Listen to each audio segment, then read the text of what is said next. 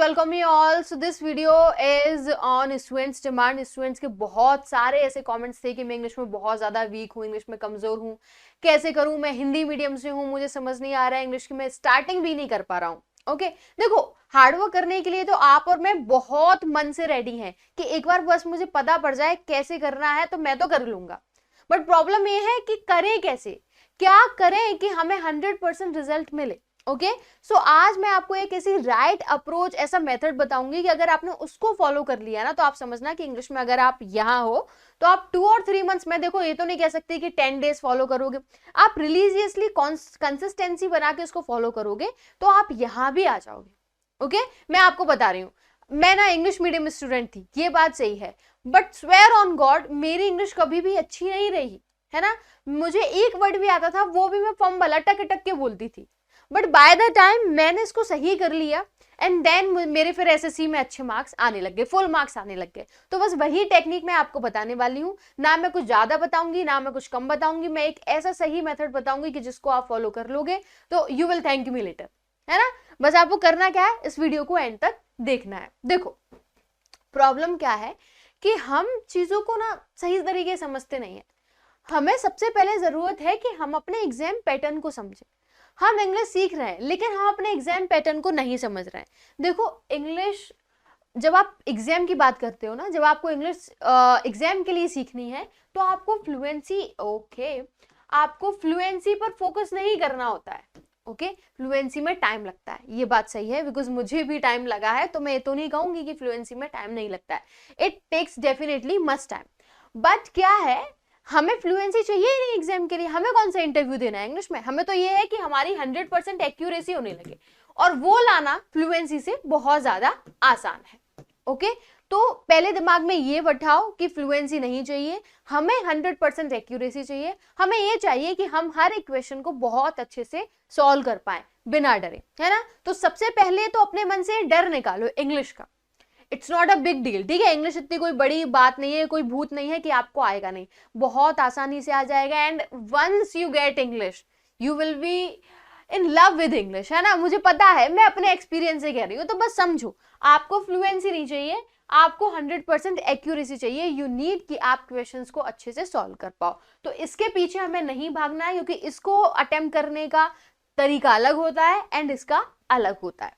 अब ये कैसे किया जाए, देखो ऐसे किया जाए कि देखो अभी आप हो हिंदी मीडियम स्टूडेंट या आप इंग्लिश मीडियम भी हो, तो हम जानते हैं, जितना मैं जानती हूँ हम इंग्लिश मीडियम भी हैं, ठीक है, किसी स्टेट बोर्ड से भी है, तो हमारी इंग्लिश बहुत ज्यादा अच्छी नहीं है, बहुत अच्छी ठीक ठाक भी नहीं है. आप समझो कि बस हम कहने को है कि हमारी इंग्लिश मीडियम है, बट हमारी इंग्लिश में ऐसा कोई ज्यादा खास रोल है नहीं, ठीक है. तो करना क्या है कि सबसे पहले वोकैबुलरी, सबसे पहले मीनिंग लर्न करो. बिकॉज आप कोई लाइन पढ़ रहे हो, अब उसमें 5 मीनिंग्स आ गई. ओके ये है, देखो, I am going to do dishes, ये आ गया सेंटेंस. अब अगर आपको इस डिशेस का मीनिंग नहीं पता है तो you won't be able to translate it into Hindi, आप नहीं कर पाओगे, है ना. कैसे करोगे, तो इसको समझने के लिए आप कोई न्यूज़पेपर भी उठाओगे तो उसमें आपको 1000 मीनिंग्स मिल जाएंगी. अब अगर उसका मीनिंग नहीं पता है तो आप ये मान के चलना कि आप ट्रांसलेशन नहीं कर पाओगे, है ना.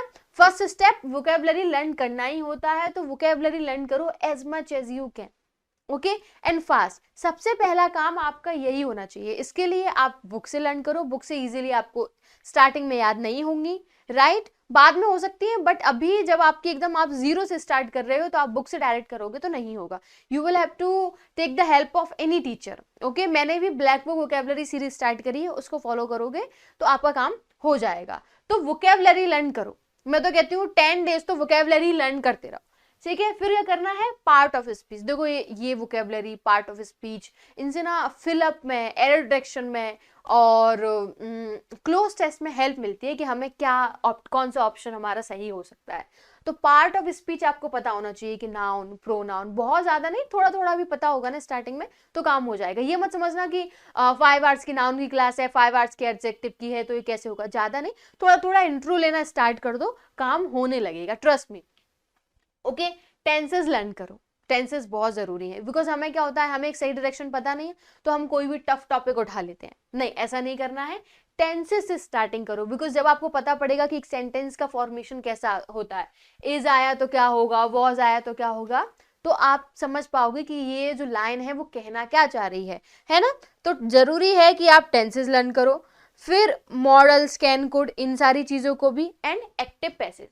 ये मान के चलो कि जब आपको इतना आ जाएगा ना, ये बहुत ज्यादा नहीं है। देखो टेंसेस की वीडियो 2 दिन में खत्म हो जाएगी। हाँ, एक दिन प्रैक्टिस रिवीजन में ले लेना तो 3 डेज में टेंसेस फिनिश हो जाएंगे, ट्रस्ट मी। ओके, टेंसेस आपके ऐसे डन हो जाएंगे। तो अब करना क्या है कि वोकेबलरी, पार्ट ऑफ स्पीच, बहुत ज्यादा नहीं, स्टार्टिंग में इंट्रोडक्शन भी करोगे तो ठीक रहेगा। Tenses, model and active passive, ये तीनों क्यों जरूरी है, बिकॉज इन तीनों से आपका ट्रांसलेशन बनने लगेगा। ठीक है, तो आपका फर्स्ट स्टेप, अगर आपको इंग्लिश में कुछ सीखना ही है तो फिर आप ये लर्न करो।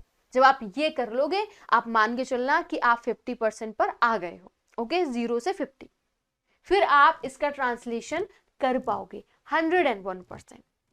ओके, थोड़ी कंसिस्टेंसी, फियरलेस होके करना है, बिकॉज मैंने अपने आसपास ऐसे स्टूडेंट्स को, ऐसे अपने फ्रेंड्स को देखा भी है कि बस वो इंग्लिश से डर गए। उनमें कैलिबर बहुत ज्यादा था, बट उन्होंने क्या किया कि इंग्लिश हमें नहीं आती, मेरे साथ के इंग्लिश मीडियम। ओके, तो वो मुझसे कहती भी हैं कि तूने इंग्लिश कैसे सीखी, हमें सिखा दो। तो मैं उन्हें बताती हूँ ना, तो दे डोंट ट्रस्ट, बिकॉज उन्हें लगता है, हर किसी को लगता है कि 10 दिन में आ जाएगी, 10 दिन में नहीं आएगी, it takes time.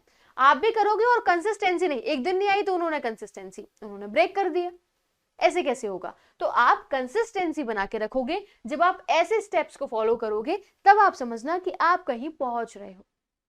Okay, starting में हमें कंजक्शन, प्रेपोजिशन याद करने की जरूरत नहीं है, पहले इसे करो। जब प्रायोरिटी होना चाहिए ये हो जाए तब हम बाद में आएंगे, ठीक है ना। फिर हम बात करें कि जब आप ये करोगे तो आपको रीडिंग हैबिट्स डालना बहुत जरूरी है। ओके, देखो, एरर क्वेश्चन, क्लोज टेस्ट और आरसी, फिलअप्स, आपने कितने भी रूल लर्न किए हो, कितने भी, ये मैटर ही नहीं करेगा जब तक आपका ये पोर्शन कंप्लीट ना हो, ये वाला एंड रीडिंग। बिकॉज अगर आप ट्रांसलेट ही नहीं कर पा रहे हो तो आपको समझ में क्या आएगा कि इस फिलअप में क्या है, उसके अकॉर्डिंग आप कैसे फिल करोगे। जब आपको, देखो, हमें पूरा ट्रांसलेशन, हमें वर्ड टू वर्ड ट्रांसलेशन की नीड नहीं है, इस बात को बहुत ध्यान से समझो। हम यहाँ इंग्लिश बोलने की प्रैक्टिस नहीं कर रहे हैं, इंग्लिश कभी बाद में सीख लेना, अभी तो हमें एग्जाम क्रैक करना है ना। तो अभी हमें वर्ड टू वर्ड ट्रांसलेशन नहीं करना है, हमें सिर्फ अपने आप को इतना कैपेबल बनाना है कि सामने लिखा क्या है हम बस सेंस समझ पाए, इतने में काम आपका होने लगेगा। ठीक है, और जब हम करते रहेंगे तो और ज्यादा भी हो जाएगा। तो अब क्या करना है, रीडिंग हैबिट्स डालनी है। अब रीडिंग हैबिट्स में गलती क्या होती है कि जो स्टूडेंट्स होते हैं, जो एस्पायरेंट्स होते हैं, वो एक टफ बुक उठा लेते हैं और वहां प्रैक्टिस स्टार्ट करते हैं। नहीं, ऐसी बुक मत उठाओ, एक ऐसी बुक उठाओ जिसमें आपका इंटरेस्ट बने। चाहे छोटी छोटी स्टोरीज होती हैं, बच्चों की स्टोरीज होती हैं, once upon a time there was a lion in the jungle, right, the forest. तो ऐसी बुक्स उठाओ जिसमें आपका इंटरेस्ट बने, क्योंकि जब आपका इंटरेस्ट आएगा ना तब आपका मन लगेगा। जब तक आप इंटरेस्ट डेवलप नहीं करोगे किसी चीज में, आपका मन नहीं लग सकता। तो ऐसी कोई टफ बुक मत उठाओ जिसका टॉपिक ही आपको इररिलेवेंट लगे, जिसका टॉपिक पढ़ने का आपका मन ही ना करे। ठीक है, मैं आपको बताती हूँ, मैंने 1-2 वीडियोस में और बताया है, एंड मैं बता रही हूँ कि मैंने ना कौन सी बुक्स प्रेफर करी थी when I was learning English. तो मुझे ना ये बुक बड़ा पढ़ने का मन था, क्योंकि सब सजेस्ट कर रहे थे, एंड मैंने इसको ऐसे ही देखा किंडल विंडल पे, तो इसकी लैंग्वेज मुझे इतनी ज्यादा टफ लगी नहीं, एंड एक्चुअली है भी नहीं, है ना।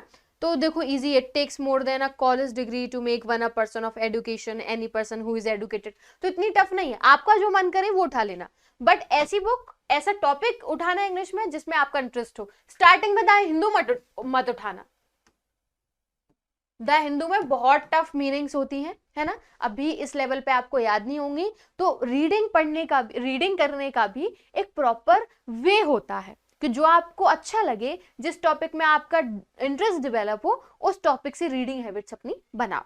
ठीक है, फिर वहां से जब आप कर लोगे तो देखना आप आरसी में ना एक अंडरस्टैंडिंग बनेगी, क्लोज टेस्ट में आपकी एक अंडरस्टैंडिंग बनेगी, और जहां से आपको समझ में आने लगेगा कि ये जो आरसी है, ये जो टॉपिक है वो किस बारे में है।